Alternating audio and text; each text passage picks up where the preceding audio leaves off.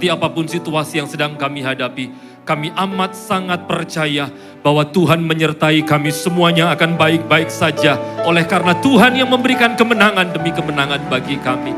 Terima kasih Tuhan, terima kasih. Tuhan berkati seluruh jemaat PD Victory yang ada di Semarang ini, supaya melalui kebenaran firman ini, kami semuanya sama-sama dikuatkan oleh Tuhan. Thank you Tuhan, di dalam nama Tuhan Yesus Kristus, kita semuanya yang menyiapkan diri untuk kita diberkati dengan firman Tuhan. Mari sama-sama berkata dengan saya, amin, amin. Puji Tuhan. Sebelum duduk, berikan kemuliaan yang meriah buat Tuhan kita. Puji Tuhan. Silakan duduk Bapak Ibu. Puji Tuhan, puji Tuhan. Iya, ini kayaknya disediakan bagi saya. Haleluya. Baik, puji Tuhan. Shalom, shalom. Apabila ada yang masih datang dan belum dapat tempat duduk, boleh tempat duduk saya dipakai, tidak apa-apa. Boleh. Apabila kurang nanti tempat duduk saya boleh dipakai ya. Ada satu di depan, boleh pakai tempat duduk saya.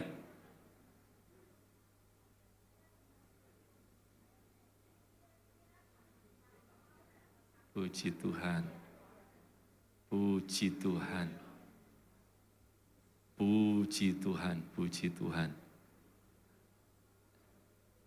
Iya, oke. Sudah ada usher yang menolong untuk melayani Tuhan dan saya berdoa supaya cukup semuanya. Tante kalau mau boleh duduk di tempat duduk saya, Tante. Boleh, ini ada satu lagi di dekat.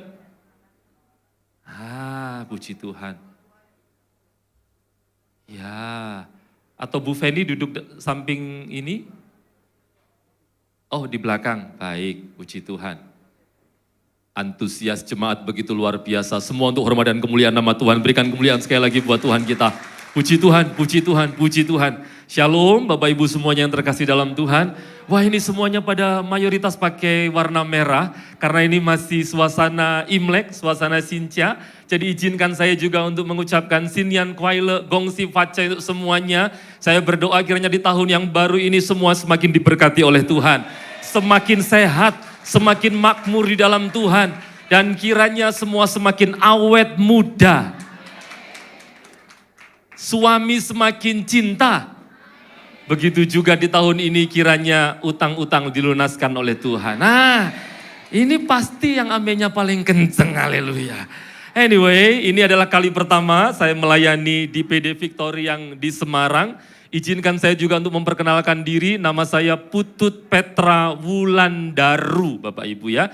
Jangan keliru, karena satu kali saya dipanggil di sebuah gereja untuk melayani Tuhan, lalu worship leader memanggil saya persilakan hambanya Bapak Pendeta Putut Petra Wulandari, begitu katanya. Saya akhirnya naik ke mimbar jalan sambil begini Bapak Ibu. Enggak ya, nama saya Putut Petra Wulandaru dan puji Tuhan, saya punya 1 istri 2 orang anak. Ya, 1 istri 2 orang anak. Nah, ini keluarga saya. Jadi kalau saudara lihat yang paling luar itu bukan anak pertama, itu istri saya Bapak Ibu ya. Dan puji Tuhan hari ini saya bawa bersama dengan saya, walaupun saya tahu tadi beberapa asir nyangka anak saya itu. Tidak apa-apa Bapak Ibu, tapi sebetulnya adalah istri saya dan sekarang saya bawa, saya mohon dengan kasih Tuhan supaya istri saya boleh berdiri menghadap ke jemaat supaya tahu semuanya. Puji Tuhan, ini istri saya Bapak Ibu ya. Iya, nggak kelihatan maju di mimbar, nggak usah. Tadi waktu di bawah istri saya sudah mesenin saya, sayang. Nah ini istri saya sampai sekarang panggil saya sayang Bapak Ibu. Saya juga panggil istri sayang. Walaupun kalau ada di antara saudara yang sudah tidak dipanggil sayang sama suami, tidak apa-apa. Karena panggilan sayang tidak selalu baik. Ada kalanya orang makan cemilan lalu jatuh, lo sayang, begitu ya toh. Ya toh, jadi tapi istri saya panggil saya sayang. Tadi sudah mengingatkan, sayang nanti aku tidak usah dikenalin ke jemaat lo ya. Apalagi mbok suruh menghadap jemaat, tidak usah lo ya. Aku wisin lo. Saya bilang iya, saya bilang begitu. Yang penting itu diiyain dulu Bapak Ibu ya. Tapi ya puji Tuhan ini istri saya awet muda tentu saja karena suami yang membahagiakan. Haleluya itu. Saya dulu juga awet muda karena jatuh cinta. Ya toh? Tapi begitu kena jatuh tempo jadi cepet tua, haleluya itu. Makanya doa saya di tahun ini sudah semuanya diberkati Tuhan sehingga hutang-hutang dilunaskan. Haleluya. Tetap banyak ya yang gitu. Ya. Anyway, ini adalah istri saya gendong-gendong kemana-mana Bapak Ibu ya toh. Jadi dari foto ini saya harap saudara tahu kenapa kok saya agak cepat tua, karena ya begini ini. Hampir setiap kami liburan istri saya selalu minta pose begini, sayang aku gendongnya, begitu ya toh. Gitu. Tapi terakhir kayaknya di tahun ini Bapak Ibu. Karena terakhir kapan hari saya tahun ini pelayanan di luar kota. Lalu kami sempat foto, setelah itu pijet entek 200.000 Bapak Ibu. Ya. Jadi ya sudahlah, sudah enggak usah lain kali ya. Anyway, supaya kemudian juga menyegarkan kita semuanya. Saya ingin untuk memberi pantun sebelum saya menyampaikan firman. Ini baru saja terlintas di pikiran saya, semoga jadi berkat. Pantunnya begini. Di malam sepi tanpa suara. Puji Tuhan, puji Tuhan. Karena belum semuanya saya ulangi. Di malam sepi tanpa suara. Ada jemaat PD Victory Semarang yang selalu semakin luar biasa. Wah, puji Tuhan. Haleluya. Akhirnya apal saudara itu. Tadi tak ingat tadi sambil ini. Tapi kiranya ini memberkati saudara. Bapak Ibu, ada yang jauh lebih memberkati, yaitu karena apa? Hari ini kita sama-sama mendengarkan firman bahwa Tuhan itu berjalan bersama dalam kehidupan kita. Itulah sebabnya kita akan renungkan satu bagian firman ini. Judul firman Tuhan ini adalah Tuhan yang berjalan bersama dengan kita. Tuhan yang berjalan bersama dengan kita. Untuk saudara yang hafal dengan judul khotbahnya, nanti waktu pulang Asyir akan tanya. Dan setiap saudara yang ngerti, ingat judul khotbahnya, saudara tidak akan pulang dengan sia-sia. Saudara akan pulang bawa speakernya ini. Tapi diangkat sendiri nanti. Puji Tuhan, ada ayat di sana Ulangan pasal 31 ayatnya yang ke-6. Ulangan 31 ayatnya yang ke-6. Saya sudah tampilkan di slide-nya juga untuk ayatnya memudahkan Bapak Ibu yang tidak bawa Alkitab. Karena hari ini mayoritas jemaat tidak lagi bawa Alkitab. Haleluya. Yang enggak bawa katakan amin. Tapi yang enggak apa-apa, enggak bawa Alkitab enggak apa-apa. Kan ada handphone. Yang isinya ada? Belum tentu, Shopee sing pasti. Ada, malah enak. Baca ayat di handphone itu enak. Kenapa? Bisa digedein kan? Gitu. Jadi enggak susah, bisa digedein. Yang penting adalah waktu ibadah jangan buka aplikasi yang lain. Lu mateng kan sing amin ini. Saya ulang ya, yang penting waktu ibadah buka aplikasi yang lain. Bukanya aplikasi Alkitab, gitu. Nanti waktu baca juga ikut baca. Ulangan pasal 31 ayat yang ke-6, demikian bunyi firman Tuhan. Kuatkan dan teguhkanlah hatimu, janganlah takut dan jangan gemetar karena mereka. Sebab Tuhan Allahmu, dialah yang berjalan menyertai engkau. Ia tidak akan membiarkan engkau dan tidak akan meninggalkan engkau. Yang percaya katakan, amin. Puji Tuhan. Untuk saudara yang turut membaca, kiranya Tuhan memberkati saudara semuanya. Tapi sekali lagi saya ingin kita semuanya membaca bersama-sama bagian ini. Tidak usah dari awal, cukup dari bagian kalimat kedua ini. Dialah yang berjalan menyertai engkau, tapi setiap saudara membaca kata ganti orang kedua engkau ini, kita ganti dengan kata ganti orang pertama aku. Begitu saja ya, supaya lebih personal, aku. Jadi setiap saudara ketemu dengan kata engkau, ganti dengan kata aku. Paham sampai di sini? Sama-sama kita akan baca. 1, 2, 3. Dialah yang berjalan menyertai aku. Ia tidak akan membiarkan aku dan tidak akan meninggalkan aku. Yang percaya berikan kemuliaan yang meriah dan sorak-sorai untuk Tuhan kita. Puji Tuhan, puji Tuhan. Bapak Ibu, ini pasti ini adalah ya dan amin bahwa Tuhan menyertai kehidupan kita. Kalau Tuhan menyertai kehidupan tokoh-tokoh Alkitab, orang-orang percaya di perjanjian lama, maka sama juga hal yang sama diberikan Tuhan bagi kita. Bahwa janji penyertaan Tuhan juga pasti akan diberikan kepada kita. Amin, saudara. Tapi sedikit kita belajar bahwa ayat ini ditulis sebagai bagian daripada kisah di Bilangan pasal 27, di mana Musa yang berkata-kata di Ulangan 31 ayat 6 itu dijumpai oleh Tuhan. Keren ya, keren ya. Kalau zaman dulu, zaman PL itu Tuhan bisa menjumpai secara pribadi, memperdengarkan suaranya dan didengar secara audible. Saya tidak berkata bahwa hari ini Tuhan tidak bisa lakukan itu. Tapi tentu ada parameternya, yaitu Alkitab. Makanya kalau ada orang yang mengaku atau bersaksi bahwa dia mendengar suara Tuhan, that's okay, tidak masalah. Tuhan masih bisa berbicara secara pribadi kepada kita. Yang penting apapun yang diperkatakan Tuhan di dalam kesaksian atau pengalaman itu tidak berseberangan dengan firman Tuhan. Oh, saudara memang pendiam begini ya.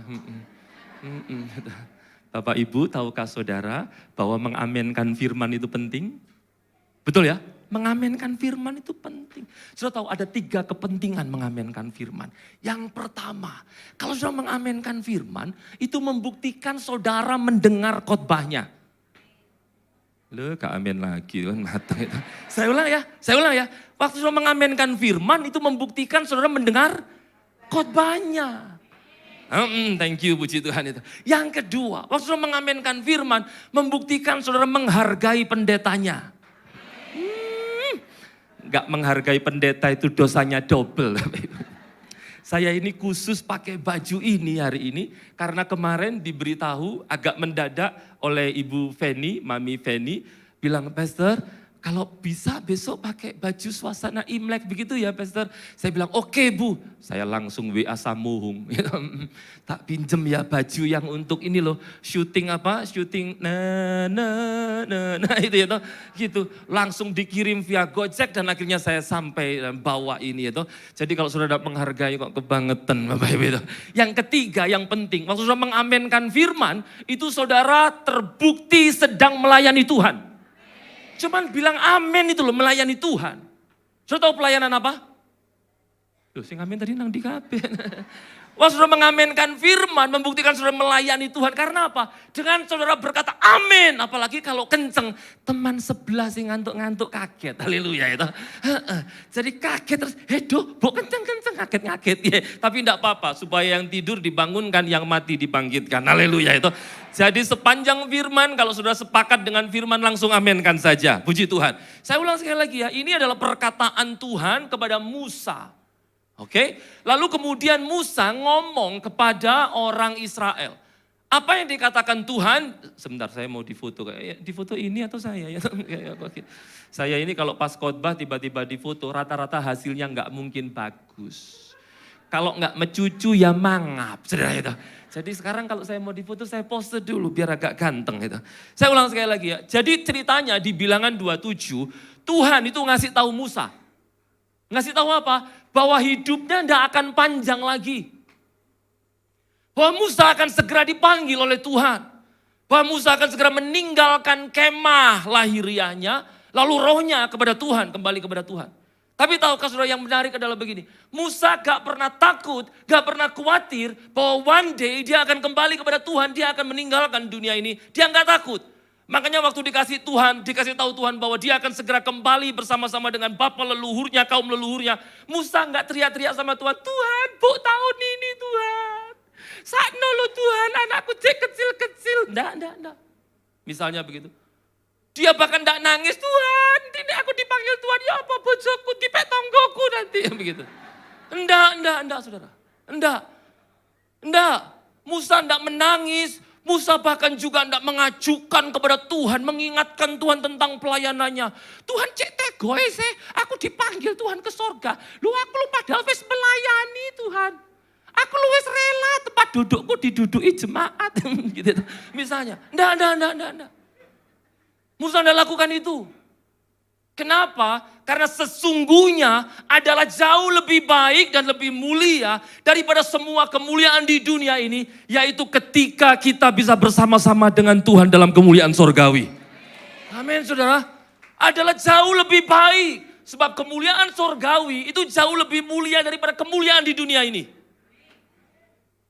Makanya mestinya orang Kristen gak ada yang takut mati. Amin saudara. Hati-hati, kita gereja ya toh. Sing amin paling banter tak disikna sih kata malaikat. Enggak. Walaupun enggak perlu. Loh, Pak Bu dengar baik ya. Saya ini kalau punya kenalan orang dalam di sorga, saya minta duluan kok. Benar.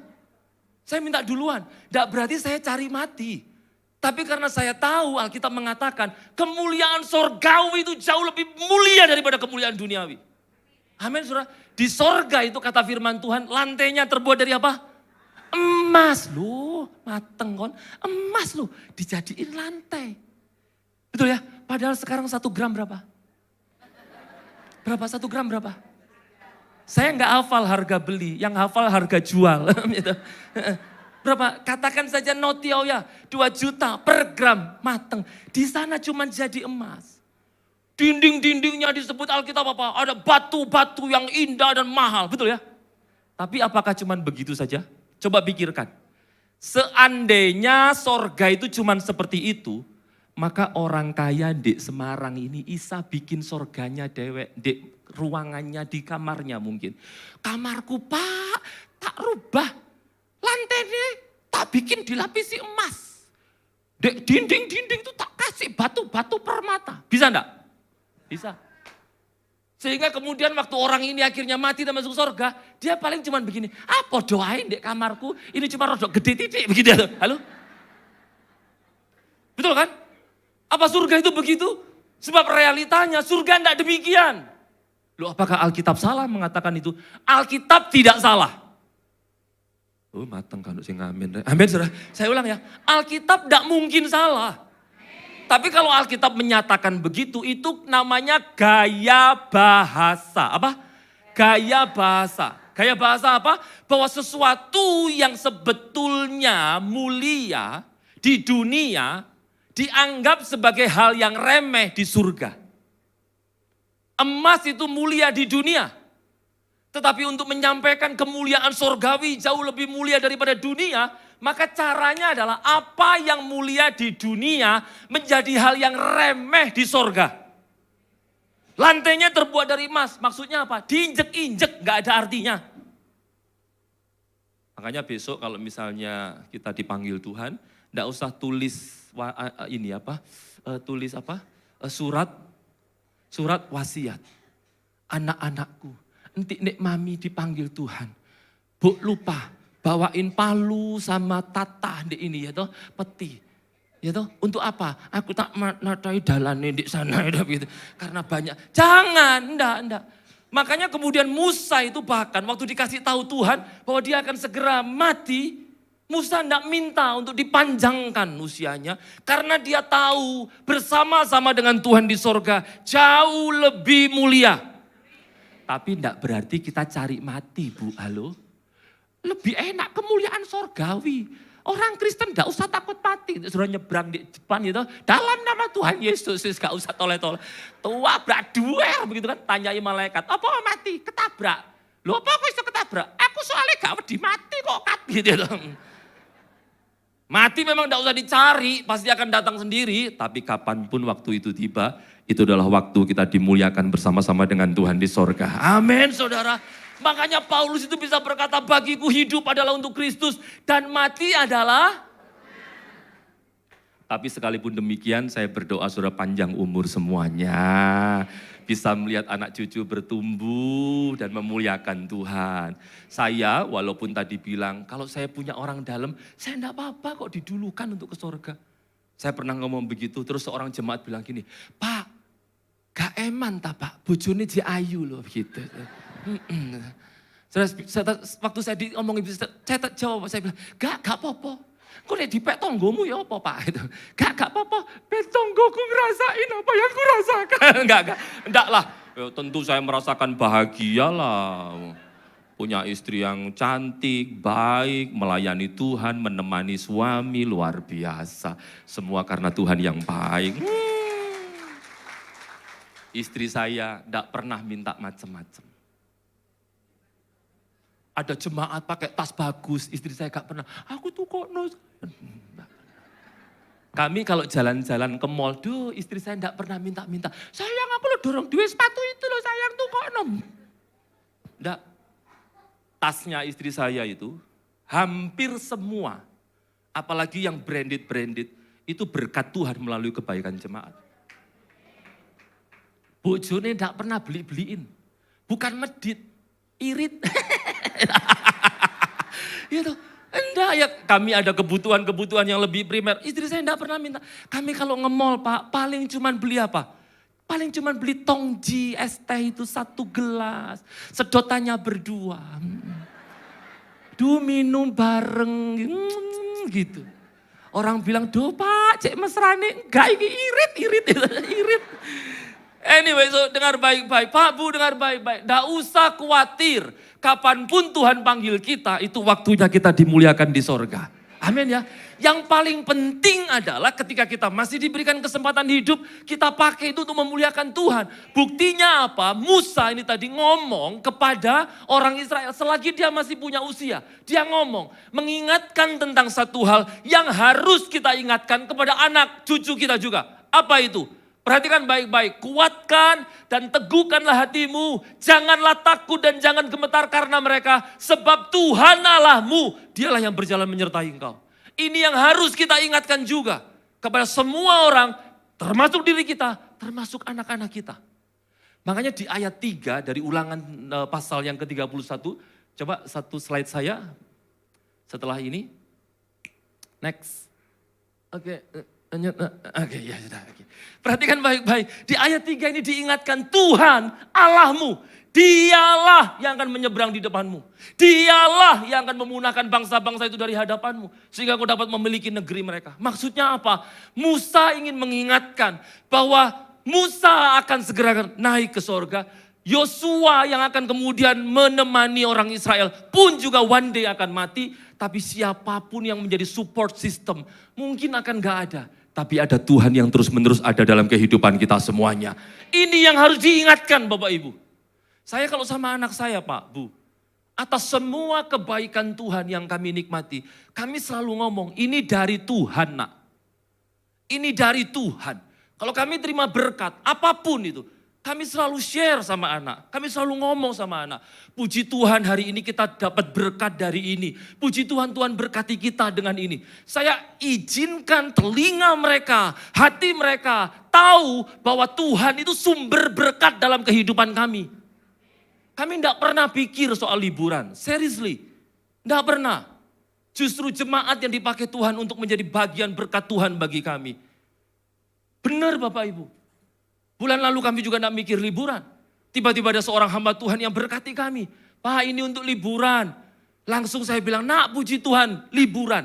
Anak saya pulang sekolah bilang begini, Bapak ini loh kita tidak kemana-mana ta. Ini loh temanku sudah mau liburan ke sini.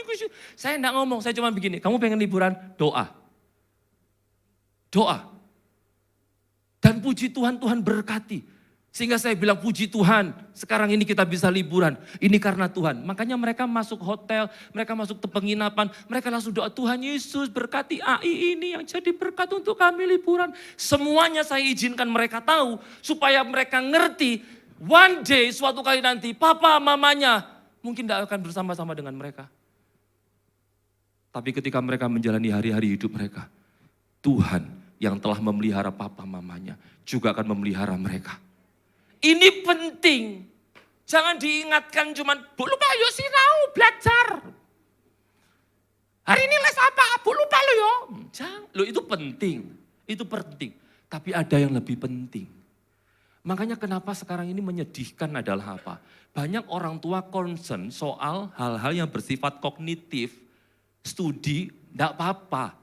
Anak dileskan matematika, Mandarin, bahasa Inggris, bahasa Jerman, bahasa Roh, enggak apa-apa. Enggak apa-apa. Sudah mau ngeleskan dia badminton, basket, lempar lembing, lempar cakram, melompat galas, senam, gimnastik. Enggak apa-apa. Enggak apa-apa. Tapi jangan lupa ada satu yang lebih penting. Yaitu concern soal pertumbuhan iman mereka.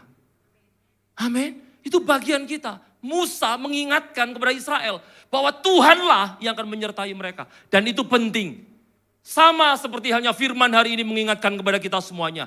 Bahwa jauh lebih penting untuk kita mempercayakan diri kita kepada Allah daripada kita bergantung kepada manusia. Saya ulang sekali lagi ya. Jauh lebih penting untuk diri kita ini. Bergantung sepenuhnya kepada Allah. Ketimbang kita bergantung kepada manusia. Inilah sebabnya saya mau sampaikan kepada saudara. Do not anchor your heart to fragile hands. Anchor it to the faithful hands of God. Coba diklik Pak, materi saya. Jangan saudara itu menjangkarkan atau mengaitkan hati kita kepada tangan yang fragile, yang rapuh, yang mudah patah, mudah pecah. Tetapi kaitkan itu, anchor it kepada tangan Tuhan yang penuh dengan kesetiaan. Ada yang mau tepuk tangan tapi belum ditemani, sama-sama kita berikan kemuliaan. Ini benar Bapak Ibu, ini benar. Semua support system yang ada bagi kita hari ini, itu semuanya sementara. Tuh mateng kan sing amin. Amin, saya ulang. Semua support system bagi kita yang ada hari ini, sebenarnya sementara. Suatu kali aset yang mungkin sekarang ini bertumbuh luar biasa, mungkin akan menjadi aset yang tidak lagi kita miliki. Orang yang selama ini nolong kita, "Duh Pak, aku itu kan muda, gak iso kerja. Aku bersyukur punya suami, duh. Tak doain suamiku ini sing ganteng dewe ini." Itu tetap ada, dikasih umur panjang. Suatu kali suami dipanggil Tuhan. Atau belum sampai dipanggil Tuhan, suami kecantol wewe gombel. Halo? Terus saudara bilang, "Mateng kau nih, ya apa hidupku?" Keliru. Semua support system yang ada boleh gak ada. Tapi sepanjang Tuhan berjalan bersama dengan kita akan baik-baik saja Bapak Ibu. Hamba Tuhan kalau khotbah lalu ditepuk tangani itu ada dua.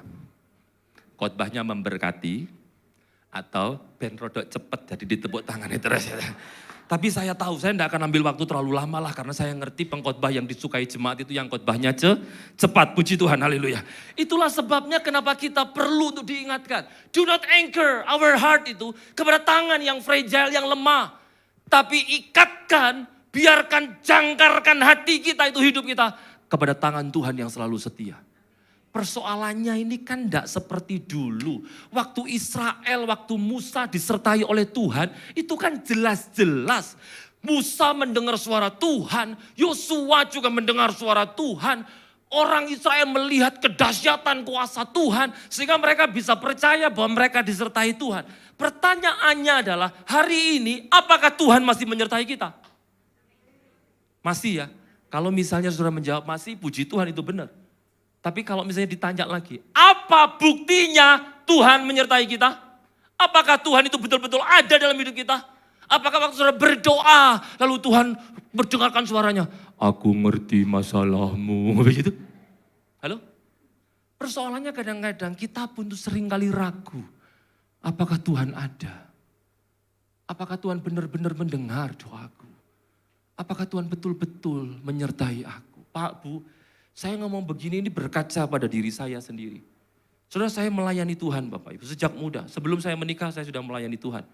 Tuhan sudah pakai untuk puji Tuhan khotbah di banyak tempat. Sebelum saya menikah, saya ketemu istri saya ini juga di gereja.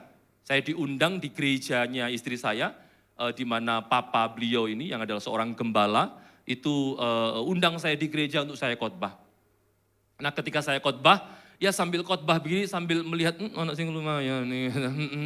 Kan masih single kan, masih bujangan. Tapi saya pikir paling masih SMA, masih unyu-unyu karena istri saya dari dulu memang awet muda Bapak Ibu. Kalau sudah kepingin tahu ini bukan karena apa itu skincare yang mahal-mahal, enggak. Dia enggak pakai skincare, dia pakai flash care Bapak Ibu itu. Nah, supaya dia awet muda itu, saudara ini rahasia ya. Dia sebetulnya enggak pengen saya ceritakan, tapi enggak apa-apa lah. Mungkin ini juga bisa berlaku bagi Bapak Ibu saudara. Caranya begini, supaya awet muda. Soalnya kalau beli sepatu, beli tas, itu kan ada pengawetnya. Nah itu salahnya orang-orang itu hanya ditaruh di tasnya atau di sepatu itu. Padahal kalau dibuka, dicemili tiap hari. Ya iso mendem Bapak Ibu, enggak awet. Masalahnya begini loh, waktu saya ini melayani Tuhan, satu kali waktu anak saya sakit yang nomor 1 itu.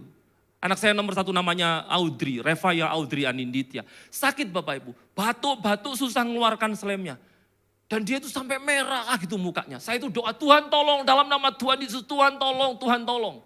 Saya doa begitu, anak saya sembuh. Dia batuk terus susah mengeluarkan selemnya. Tuhan, dalam nama Tuhan Yesus.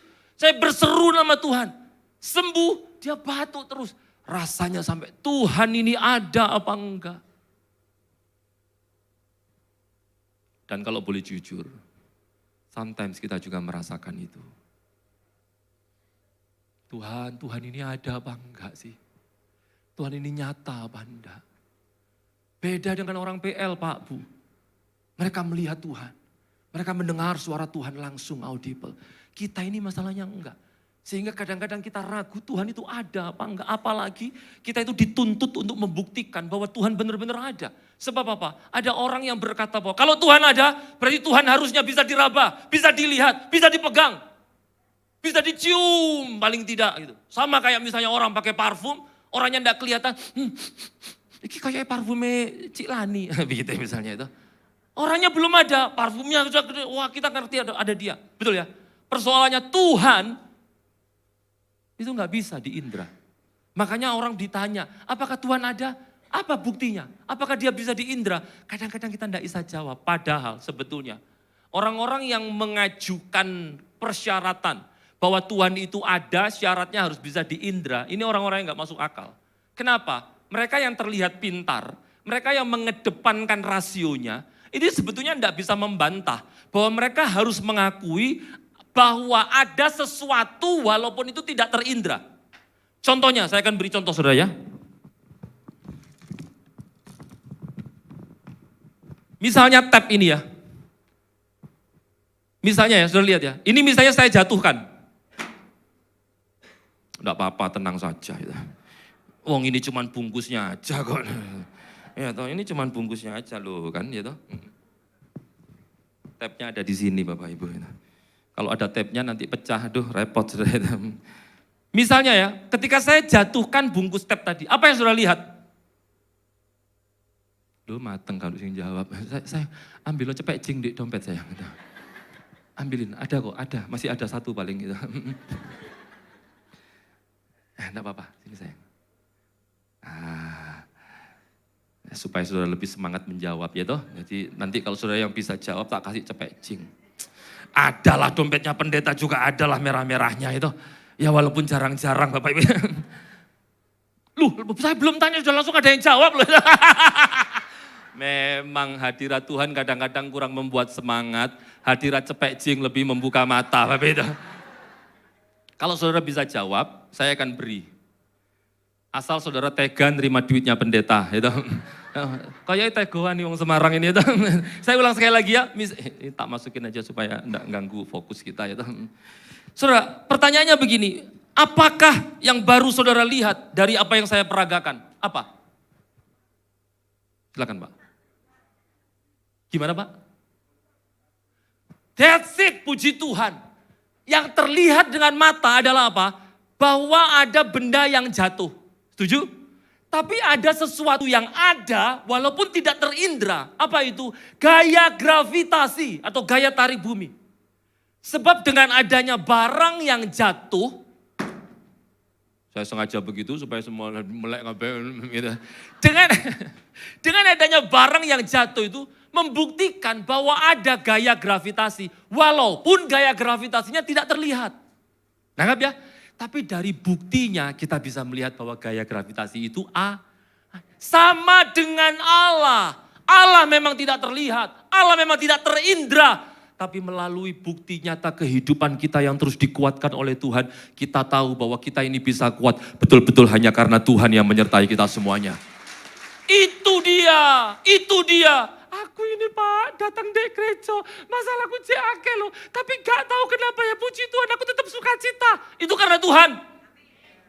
Pak aku itu gak duwe-duwe Pak Meyujen, aduh duwe kunten kayak yang ponaan-ponaan. Tapi walaupun begitu aku tetap sukacita. Tuhan.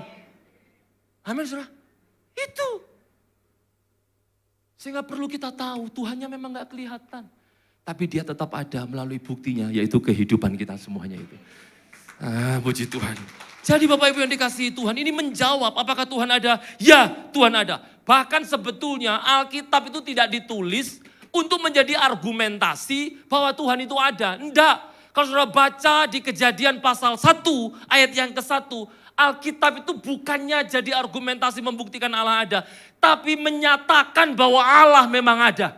Kejadian pasal 1 ayat 1 itu berkata apa? Pada mulanya Allah menciptakan langit dan bumi. Nangkap ya? Ini bukan sebuah argumentasi. Ini sebuah pernyataan bahwa memang Allah itu ada. Dan Allah itu ada menyertai kehidupan kita semuanya Bapak Ibu. Amin, saudara, menyertai kehidupan Bapak Ibu saudara. Saudara, ini menarik, itulah sebabnya kenapa kemudian di Ulangan pasal 31 ayat yang ke-6a di materi saya, itu dinyatakan bahwa supaya kita menguatkan dan meneguhkan hati. Jangan takut dan jangan gemetar karena mereka. Sebab apa? Sebab Tuhan Allah, dialah yang akan menyertai kita semuanya. Ini penting bagi kita. Kadang-kadang kita memang khawatir ya. Duh mateng kon, seorang jemaat datang pada saya lalu bilang gini, Pak Petra, nanti nek misalkan aku mati ya apa ya? Ini tacik-tacik sudah usia lanjut Bapak Ibu. Loh kenapa Ai? Saya tanya, nanti aku mati, nanti aku dikubur, terus nanti tubuhku digermeti ulet. Saya bilang sama beliau, ya, saya bilang, gak apa-apa kok Ai, nanti ndak kerasa Ai, walaupun digermeti akeh gak kerasa. Soalnya wes di sorga. Oh gitu tak? Gak apa-apa tak? Gak kerasa ya? Enggak. Ini sampai kerasa ya orang mati gini kabeh. Keri semua Bapak Ibu. Ada seorang yang pernah datang pada saya gini, Pak nanti aku wis tua dewean ya apa ya Pak? Gitu. Kenapa Om? Anak-anakku kabeh tak gede no. Gitu. Dia takut kalau misalnya dia dipanggil Tuhan dan tidak ada orang tahu. Bapak Ibu dengar baik-baik. Memang kita tidak akan pernah tahu apa yang terjadi. Tapi bersyukurlah bahwa Tuhan itu memang tidak mendesain kita untuk tahu semua hal. Kesel nih kalau saya ngamen nih. Saya ulang ya, bahwa Tuhan itu memang tidak mendesain kita untuk tahu semua hal. Paling tidak Tuhan mendesain Alkitab supaya melaluinya kita tahu bahwa ada Tuhan yang menyertai kita dan itu yang paling penting Bapak Ibu. Itu yang paling penting. Saya menangkap maksud saudara tentang dibalik tepuk tangan itu ya. Supaya saya 5 menit lagi akan segera selesai. Tapi persoalannya adalah begini, walaupun Tuhan itu ada dan Tuhan berjanji menyertai, dan penyertaannya ya dan amin. Persoalannya ada pada pertanyaan yang saya ajukan di slide saya. Apakah kita mau berjalan bersama dengan Dia? Tuhan menyertai kita, amin. Tuhan berjalan bersama dengan kita, amin. Tapi pertanyaannya apakah kita mau berjalan bersama dengan Dia? Tolong Pak, slide saya Pak. Iya, puji Tuhan, ini yang melayani multimedia super sibuk. Karena harus pelayanan multimedia, harus mengarahkan kamera, apalagi pendeta ini tidak iso diem, riwari, itu jadi repot. Tapi kiranya Tuhan memberkati senantiasa. Duh, sing amin mek wong luru rek mateng. Amin sudah itu. Jadi saya ulang ya, apakah kita mau berjalan bersama dengan Dia? Saudara ini menarik. Bukan ini Pak, lagi, slide lagi. Terus lagi Pak. Mungkin 2-3 slide lagi, ya terus, satu lagi. Lagi Pak, baik ini dia, terima kasih, puji Tuhan. Maafkan saya merepotkan, tapi enggak apa-apalah. Hamba Tuhan dengan pelayan Tuhan, jemaat dengan hamba Tuhan, dengan orang lainnya itu enggak apa-apa merepotkan, menganiaya. Kenapa? Karena di dalam penganiayaan rupa Kristus semakin nyata, haleluya. Jadi saya ini walaupun menganiaya tapi sedang ingin menyatakan rupa Kristus. Apakah kita mau berjalan dengan Dia? This is the question. Kenapa? Pak, Bu, ingat baik-baik ya. Kalau saudara berjalan bersama dengan orang yang nurut-nurut saja, itu enak. Jalan, tolong jukuk naiku, dia ambilin. Jalan, tolong cekelon ya, dia gitu. Tapi realitanya waktu kita berjalan bersama dengan Tuhan, jangan bayangkan bahwa Tuhan itu yang akan nuruti kita terus. Sebaliknya, waktu Tuhan berjalan dengan kita, waktu kita mengundang Dia untuk berjalan bersama dengan kita yang harus nurut sama Dia. Amin saudara. Itulah sebabnya kenapa saya tanya, apakah kita mau berjalan bersama dengan Dia? Sebab waktu kita berjalan bersama dengan Dia, kita harus nuruti kemauannya. Dan itu kadang-kadang gak enak. Sebab seringkali kemauan Tuhan beda dengan kemauan kita. Amin. Waktu Tuhan suruh ampuni suamimu. Ampuni suamimu. Ampuni orang yang menganiaya kamu. Kita alih-alih mengampuni. Kita doa Tuhan, mau ngomong ampuni dulu, wangel. Tuhan, ambil aja nyawanya. Tuhan begitu jadinya. Gitu tuh, mau ngomong ampuni dia itu susah, akan jadi ambil saja nyawanya. Padahal kehendak Tuhan suruh kita ampuni. Kita doanya apa? Ambil saja nyawanya, benceno deh Tuhan.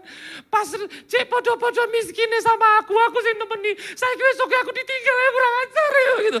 Itu kita itu. Tapi kalau kita berjalan bersama dengan Allah, alih-alih Allah yang kita suruh nuruti kita. Kita loh yang harus nurut sama dia. Seringkali tujuan perjalanan hidup kita berbeda dengan dia. Tujuan perjalanan hidup kita supaya kita bahagia, halo.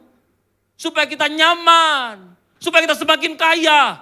Tapi tujuan hidup yang diberikan Tuhan adalah supaya kita memuliakan dia. Duh, kak tepuk tangan kabeh. Ini adalah tujuan yang diberikan Tuhan. Coba slide saya Pak, ini sudah 5 menit terakhir, puji Tuhan. Tapi karena gak ada yang ngamen, tak imbui 10 menit, haleluya. Tujuan hidup kita kadang-kadang begini. Yang laki-laki mungkin tujuannya happy, sex, love, anak-anak misalnya kids. Sementara yang perempuan tujuan hidupnya mungkin being rich, beautiful. Kepingin kalau ibadah itu semua orang ngeliatin dia. Pokoknya setiap kali dia yang masuk gitu harus semua orang ngeliat itu. Kayak paling Kepengennya wanita kadang-kadang begitu. Makanya sering banyak wanita itu menolak untuk apa? Wih siapa caranya? Pokoknya kita tarik benang, ini tarik tampar semua itu. Yang penting kenceng. Dikasih tahu temennya, lo bu tarik-tarik lo tiga isong guyu, gak apa-apa. Gitu. Gak apa-apa gitu. Yang penting ayu, kadang-kadang tujuan kita itu begitu. Kita seneng nih dipandang sing paling cantik. Gak seneng nih ada orang lain. Dia itu aslinya ketok ini cantik, padahal kalau dia karena tujuan hidupnya pengen jadi yang paling cantik. Ada wanita ini enggak ada di sini tapi ini yang cuma orang dunia itu. Wanita-wanita dunia itu kepengennya apa? Beautiful, protection misalnya. Tapi dengar baik-baik, yang Tuhan kehendaki dalam kehidupan kita semuanya adalah apa? Kita memuliakan Dia. Bahkan termasuk dalam tujuan hidup pernikahan kita. Makanya tujuan pernikahan Kristen itu enggak ada yang lain. Coba slide saya satu Pak. Slide saya satu, diklik Pak. Ini dia. Bahwa tujuan utama dalam hidup pernikahan Kristen melalui seluruh terang firman Tuhan, tidak lain, tidak bukan adalah apa? Supaya hidup kita untuk kemuliaan nama Allah. Kak, amin, saya tidak selesai Bapak Ibu. Amin, saudara. Adalah untuk kemuliaan nama Allah. Bagaimana memuliakan Allah dalam pernikahan? Seringkali adalah melalui apa? Kekudusan kita. Pernikahan tidak pernah dimaksudkan Tuhan adalah supaya kita bahagia. Maafkan saya. Semua orang mengejar kebahagiaan. Ada banyak anak-anak muda ditanya, kamu kenapa mau nikah? Supaya bahagia. Pinter. Saya mau bilang, bahagian cek jomblo itu loh bahagia.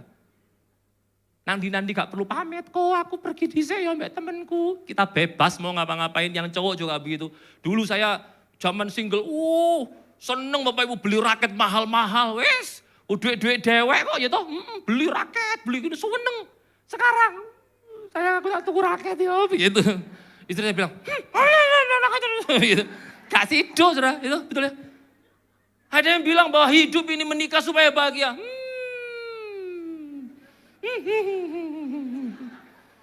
Ada banyak orang kehilangan kebahagiaannya justru setelah menikah. Makanya kalau nikah demi bahagia, nanti nek gak bahagia punya alasan untuk divorce, halo? Betul kan? Padahal tujuan pernikahan itu adalah memuliakan Allah. Terlepas kita bahagia atau tidak, muliakanlah Allah. Amin saudara. Terlepas suamimu pulang ke rumahmu atau ke rumah bebek gombel. Tetaplah memuliakan Tuhan. Berikan kemuliaan yang meriah buat Tuhan. Sebab tujuan utama Allah di dalam kehidupan kita. Itu bukan membuat kita nyaman. Tetapi membuat kita kudus di hadapannya. Inilah slide saya yang terakhir. God's purpose is not to make us comfortable. But to make us holy Bapak Ibu. Ini penting, sehingga dalam situasi seperti apapun, perhatikan baik, selama Tuhan berjalan bersama dengan kita semuanya, menguduskan kita, pasti kita akan baik-baik saja. Berikan kemuliaan yang meriah buat Tuhan kita. Tundukkan kepala, saya ingin mengajak saudara untuk menyanyikan sebuah pujian. Ini adalah pujian lama. Saya berdoa ini memberkati saudara semuanya, mengingatkan kita tentang pentingnya kita berjalan bersama dengan Tuhan. Tundukkan kepala, kita akan merenungkan bagian firman ini. Tuhan, terima kasih oleh karena Tuhan mengingatkan kami, sekaligus juga menguatkan kami, bahwa penting untuk kami berjalan bersama dengan Tuhan, dan syukur kepada Tuhan, Engkau berjalan bersama dengan kami. Kiranya di tahun ini ya Tuhan, kami semuanya sama-sama terus berjalan bersama dengan Tuhan, menuruti kehendak Tuhan, karena itu yang terbaik bagi kami. Kami percaya Engkau ada dan terus-menerus ada, menyertai sepanjang perjalanan kehidupan kami. Amin. Amin. Terima kasih Tuhan. Terima kasih. Ucap syukur oleh karena kasih karunia-Mu, kami boleh memasuki tahun yang baru di dalam Tuhan.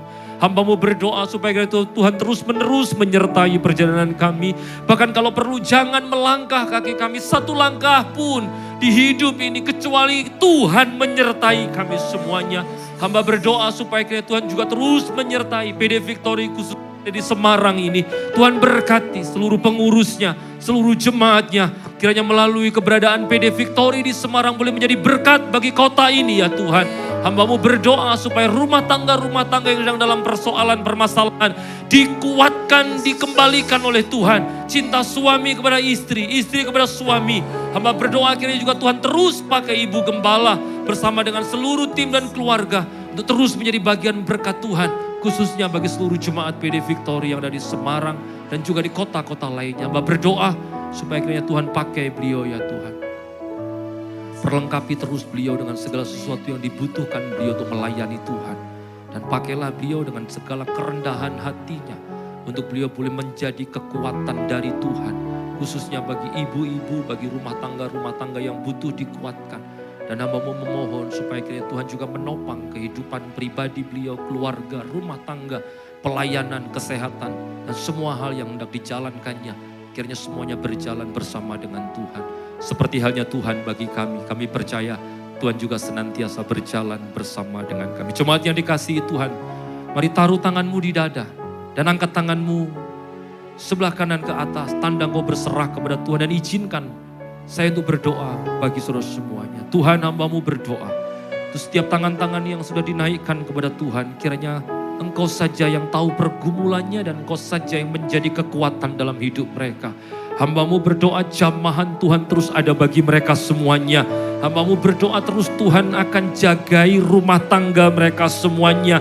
Tuhan akan kuatkan langkah kaki mereka berjalan bahkan di jalan yang terjal sekalipun. Tuhan yang akan menjadi kekuatan bagi kaki mereka untuk melangkah dalam hidup ini bersama dengan Tuhan. Dan one day kami akan melihat kemenangan demi kemenangan karena Tuhan yang terus berkarya dalam hidup mereka semuanya. Terima kasih Tuhan. Terima kasih. Hamba-Mu selesai berbicara dan melayani Tuhan. Kiranya Tuhan sendiri akan terus melanjutkan firman-Mu dalam hidup mereka semuanya. Di dalam nama Tuhan Yesus. Kita semua yang diberkati oleh firman. Mari sama-sama berkata, amin.